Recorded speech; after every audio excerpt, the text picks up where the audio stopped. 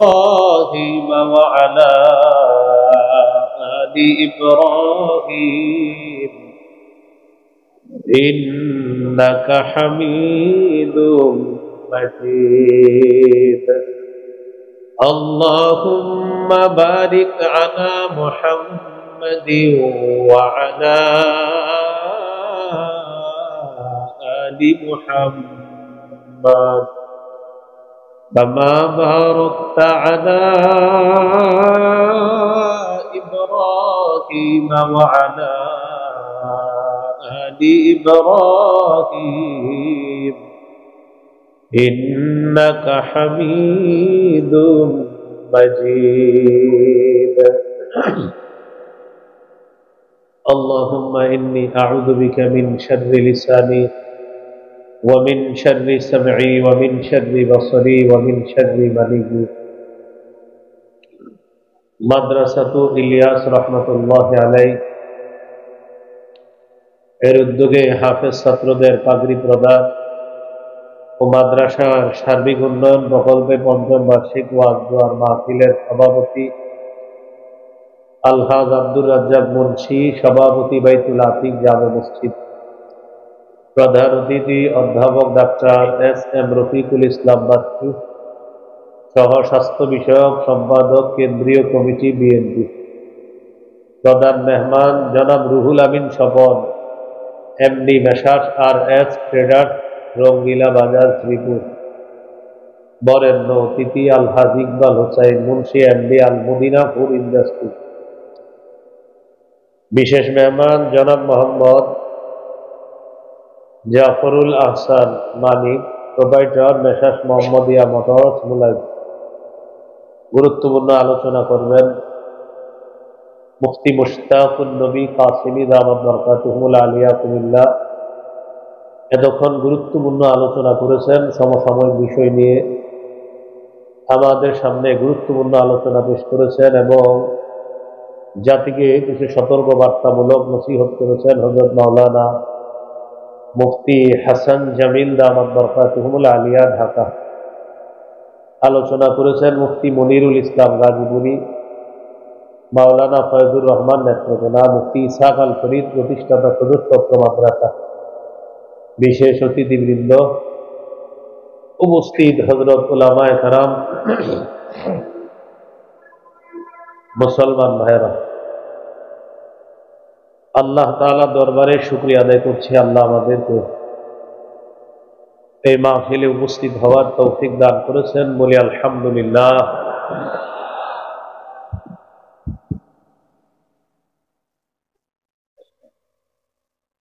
আমি আপনাদের সামনে সূরাতুল কসসের ৮৭ নম্বর আয়াতে কারিমা তেলাওয়াত করেছি।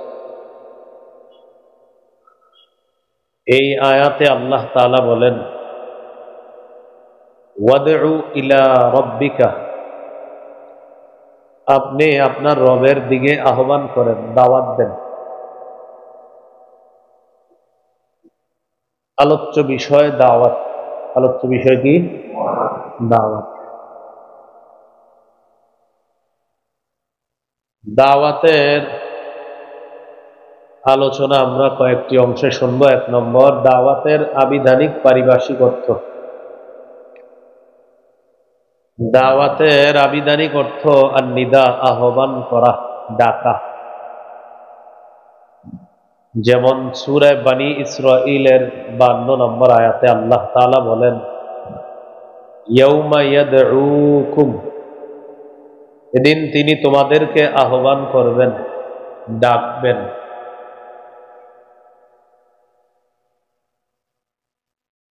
দাওয়াতের পারিভাষিক অর্থ শাইখুল ইসলাম ইবনে তাইমিয়া রহমতুল্লাহি আলাইহি বলেন, আদ-দাওয়াতু ইলাল্লাহ হিয়া আদ-দাওয়াতু ইলাল ঈমানি বিহি ওয়া বিমা জাআত বিহি রুসুলুহু আলাইহিমুস সালাতু ওয়াস সালাম। আল্লাহর পথে আহ্বান করা, আল্লাহর দিকে দাওয়াত দেওয়া মানে হলো আল্লাহর বিশ্বাসের দিকে দাওয়াত দেওয়া, আল্লাহর রসুলগণ যা নিয়ে এসেছেন এই দিকে আহ্বান করা, এটা হলো দাওয়াতের পারিভাষিক অর্থ। শায়েখ খিজির রহমতুল্লাহ আলাই বলেন, চার জিনিসের নাম দাওয়াত: হাত্তুন নাসি আলাল খাইরি ওয়াল হুদা ওয়াল আমরি বিল মা'রুফি ওয়ান নাহyi আনিল মুনকার। মানুষকে কল্যাণের ব্যাপারে উৎসাহিত করা, হেদায়েতের প্রতি উৎসাহিত করা, উদ্বুদ্ধ করা, সৎ কাজের আদেশের প্রতি উদ্বুদ্ধ করা, অসৎ কাজের নিষেধের প্রতি উদ্বুদ্ধ করার নাম হলো দাওয়াত।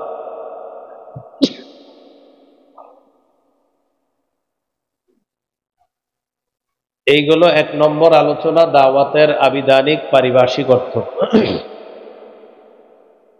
দুই নম্বর আলোচনা,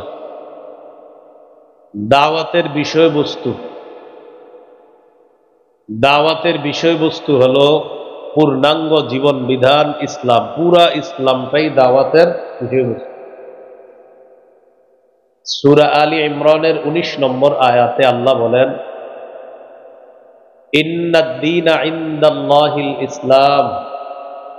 আল্লাহর কাছে একমাত্র দিন হলো ইসলাম। তাফসিরে জালালাইনে আসছে, ইন্নাদ-দীনা মানে হলো ইন্নাদ-দীনাল মারদিয়্যা ইনদাল্লাহি হুয়াল ইসলাম। আল্লাহর কাছে পছন্দনীয় মনোনীত ধর্ম হলো ইসলাম। সূরা আলী ইমরানের 85 নম্বর আয়াতে আল্লাহ তাআলা বলেন, وَمَن يَبْتَغِ غَيْرَ الْإِسْلَامِ دِينًا فَلَن يُقْبَلَ مِنْهُ। যে ব্যক্তি ইসলাম ছাড়া অন্য কোনো কিছুকে দিন হিসাবে কামনা করবে, ফালাই ইউকবালা মিন, এটা তার থেকে গ্রহণ করা হবে না। তাহলে দাওয়াতের বিষয়বস্তু পুরা ইসলাম, পূর্ণাঙ্গ জীবন বিধান ইসলাম দাওয়াতের বিষয়বস্তু। 3 নাম্বার, দাওয়াতের উদ্দেশ্য আল্লাহর সন্তুষ্টি অর্জন করা। সূরা আনআমের 162 নম্বর আয়াতে আল্লাহ বলেন, কুল ইন্না সালাতি ওয়া নুসুকি ওয়া মাহইয়ায়া ওয়া মামাতি লিল্লাহি রাব্বিল আলামিন। নবী আপনি বলেন, আমার নামাজ, আমার কোরবানি, আমার জীবন, আমার মৃত্যু বিশ্ব জগতের রব আল্লাহর জন্য। আমার জীবনে আমি যা করব সব কার জন্য? দাওয়াত দিব কার জন্য? আল্লাহ। তাহলে দাওয়াত মানে আল্লাহর সন্তুষ্টি অর্জন করা, এটা উদ্দেশ্য দাওয়াতের। নাসাইর হাদিস 3140 নম্বর হাদিস। এই হাদিসের মধ্যে আছে, قال رسول الله صلى الله عليه وسلم إن الله لا يقبل من العمل إلا ما كان له خالصا। আল্লাহ তাআলা ততক্ষণ বান্দার আমল কবুল করেন না, যতক্ষণ এই আমল ইখলাসের সাথে না হবে ততক্ষণ এই আমল আল্লাহ কবুল করেন না। তাহলে দাওয়াতের উদ্দেশ্য আল্লাহর সন্তুষ্টি অর্জন করা। 4 নাম্বার আলোচনা, দাওয়াতের গুরুত্ব। দাওয়াতের গুরুত্ব বোঝার জন্য এতটুকুই যথেষ্ট, আল্লাহ নিজেই দাওয়াত দেন। আল্লাহ তাআলা বলেন, ওয়াল্লাহু ইয়াদউ ইলা দারিস সালাম। আল্লাহ শান্তির ঘরের দিকে আহ্বান করেন। দারুস সালামের দিকে আল্লাহ দাওয়াত দেন, শান্তির ঘরের দিকে আল্লাহ দাওয়াত দেন, শান্তির বাড়ির দিকে আল্লাহ দাওয়াত দেন। অন্য আয়াতে আছে, ওয়াল্লাহু ইয়াদউ ইলা, ভাই আওয়াজ আগেরটাই ঠিক আছে, বাড়ায়েন না, ওই মাইক নেই, আওয়াজ বাড়ায়েন না। ওয়াল্লাহু ইয়াদউ ইলাল জান্নাতি ওয়াল মাগফিরাহ। আল্লাহ জান্নাতের দিকে আহ্বান করেন, ক্ষমার দিকে আহ্বান করেন, ক্ষমার দিকে ডাকেন। আল্লাহ ডাকেন জান্নাতের দিকে, আল্লাহ ডাকেন ক্ষমার দিকে।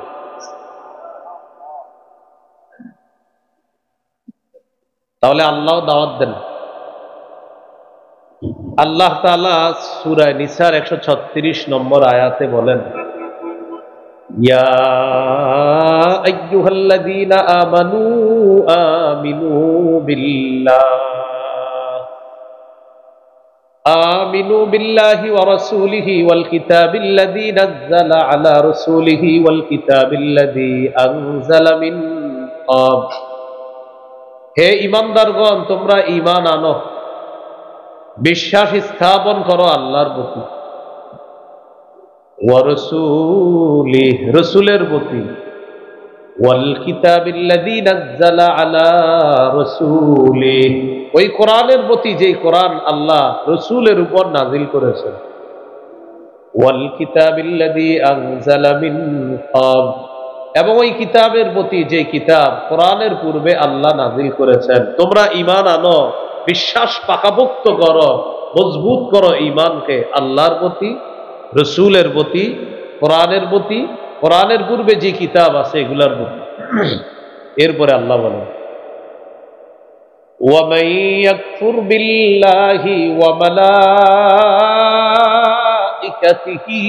وَكُتُبِهِ وَرُسُلِهِ وَالْيَوْمِ الْآخِرِ فَقَدْ ضَلَّ ضَلَالًا بَعِيدًا। যে ব্যক্তি আল্লাহকে অস্বীকার করে, রসুলকে অস্বীকার করে, ফেরেশতাদেরকে অস্বীকার করে, আল্লাহর কিতাবগুলো অস্বীকার করবে, আল্লাহ রসুলদেরকে অস্বীকার করবে, আখিরাতকে অস্বীকার করবে, তারা স্পষ্ট পথভ্রষ্ট হবে, তারা দূরবর্তী গুমরাহির মধ্যে লিপ্ত হবে। মানে হলো এমন গুমরাহ হবে যে গুমরাহি থেকে ফিরে আসা কঠিন হয়ে যাবে, অসম্ভব হয়ে পড়বে। আল্লাহ আমাদেরকে গুমরাহি থেকে হেফাজত করে। তাহলে দাওয়াত দেয় কে? রাসূলুল্লাহ সাল্লাল্লাহু আলাইহি সাল্লামও দাওয়াত দিয়েছেন, আল্লাহ নবীকে দাওয়াত দিতে বলছেন। সূরা মাঈদা ৬৭ নম্বর আয়াতে আল্লাহ বলেন, ইয়া আইয়ুহার রাসূলু বাল্লিগ মা উনজিলা ইলাইকা মির রাব্বিক। রাসূল, আপনি তাবলীগ করেন, আপনি প্রচার করেন, যা আপনার প্রতি অবতীর্ণ করা হয়েছে তা আপনি প্রচার করেন, তাবলীগ করেন। নবীজিকে আল্লাহ দাওয়াত দিতে বললেন। নবীজি গোপনে দাওয়াত দেওয়া শুরু করলেন। দাওয়াত দেওয়ার পর সূরা শুআরা 214 নম্বর আয়াত আল্লাহ যখন নাজিল করে প্রকাশ্যে দাওয়াতের কথা বললেন, আল্লাহ বলেন, ওয়াআনযির আশীরাতাকাল আকরাবিন। আপনি আপনার নিকটাত্মীয়দেরকে ভয় দেখান, সতর্ক করেন। সহিহ বুখারীর বর্ণনা 4770 নম্বর হাদিস। সূরাতুশ শুআরার 214 নম্বর আয়াত আল্লাহ যখন নাজিল করে প্রকাশ্যে দাওয়াত দিতে বললেন, সাঈদা রাসূলুল্লাহ সাল্লাল্লাহু আলাইহি ওয়াসাল্লাম আলা সাফা। রাসূলুল্লাহ সাল্লাল্লাহু আলাইহি সাল্লাম সাফা পাহাড়ের উপর উঠলেন। পাহাড়ের উপর ওঠার পর ফাজাআলা ইউনাদি, ডাকতে লাগলেন, ইয়া বানি ফিহরিন ইয়া বানি আদি, ও বনু ফিহির, ও বনু আদি, বনু ফিহির, বনু আদি, তাদেরকে ডাকতে লাগলেন। তো বনু ফিহির আর বনু আদি তাদের নাম ধরে ধরে ডাকতে লাগলেন। লিবুতুনি কুরাইশ, কুরাইশের বিভিন্ন এলাকার নাম ধরে ধরে ডাকতে লাগলেন। ফাজাআ আবু লাহাবিন ওয়া কুরাইশ, আবু লাহাব এবং কুরাইশ তারা আসলো দলে দলে। ফাজাআলার রাজুলু ইযা লাম ইয়াসতাতি আইয়াখরুজা আরসালা রাসূলান লিয়ানযুরা মা হুয়া। যে ব্যক্তি আসতে পারল না সে আরেকজনকে পাঠায়া দিল, যাও তো মুহাম্মদ কি বলে একটু শুনে আসো, সাল্লাল্লাহু আলাইহি সাল্লাম। তো সবাই দলে দলে আসছে।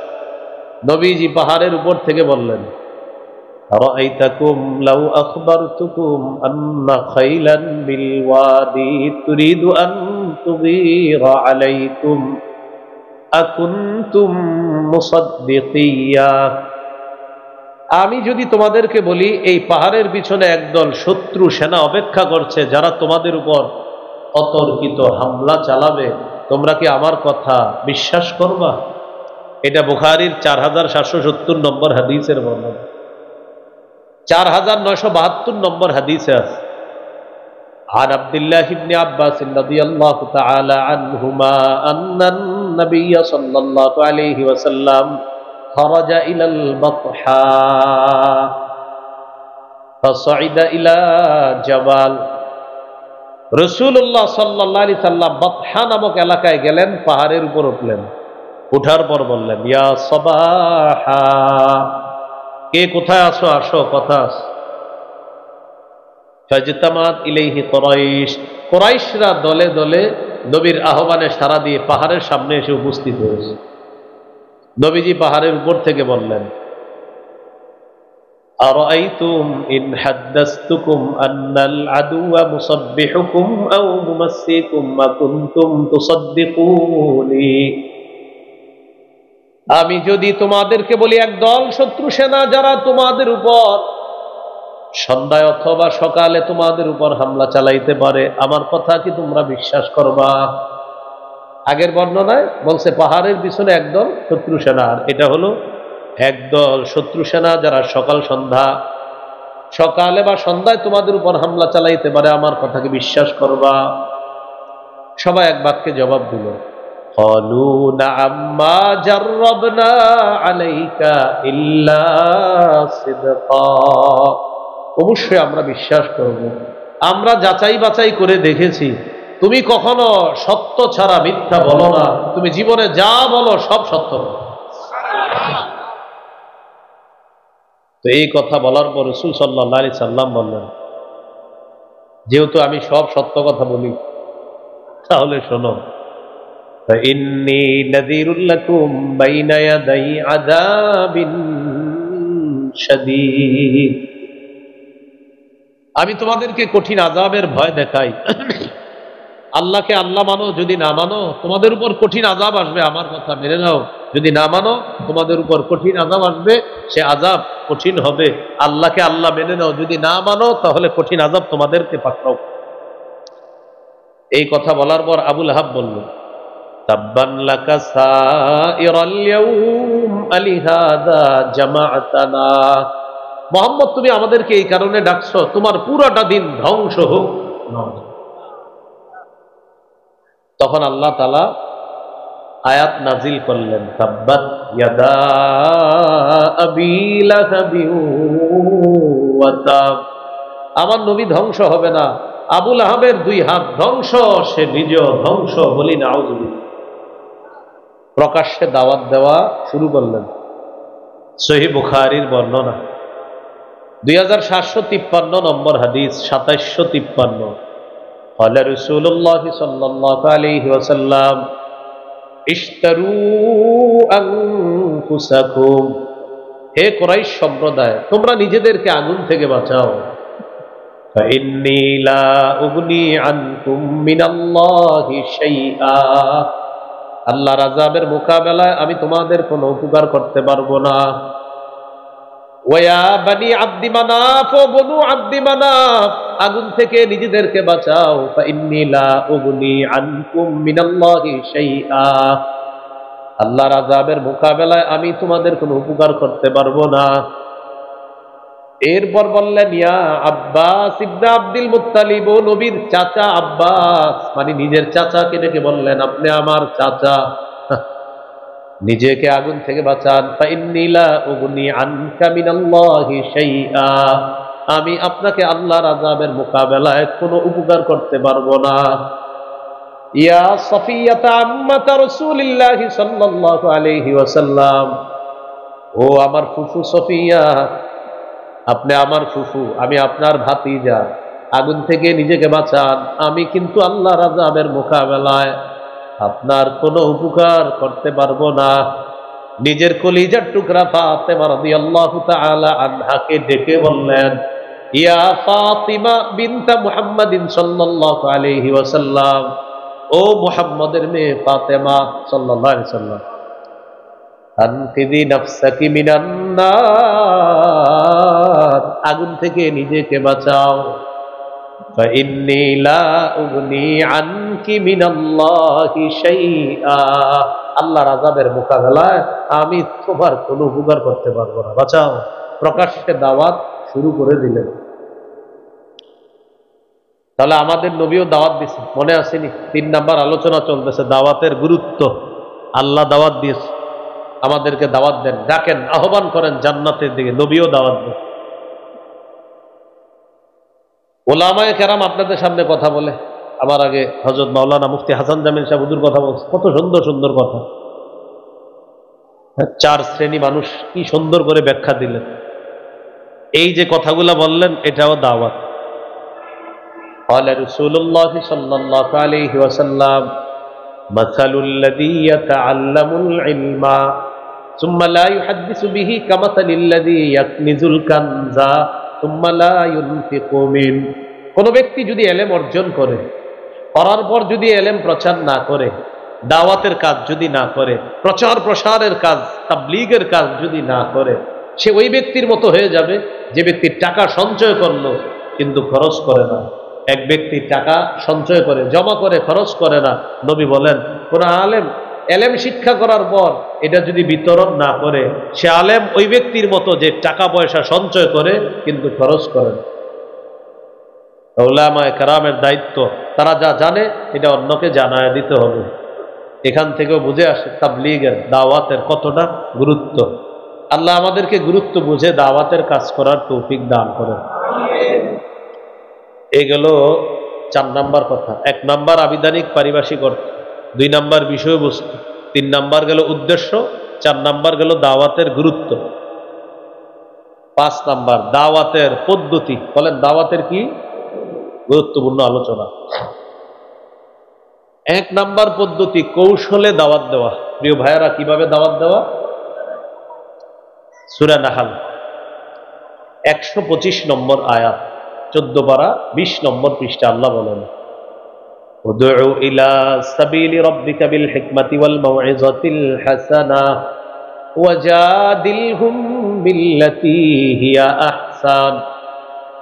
নবী, আপনি আপনার রবের রাস্তায় দাওয়াত দেন কৌশলের সাথে, উত্তম ওয়াজের মাধ্যমে আপনি দাওয়াত দেন।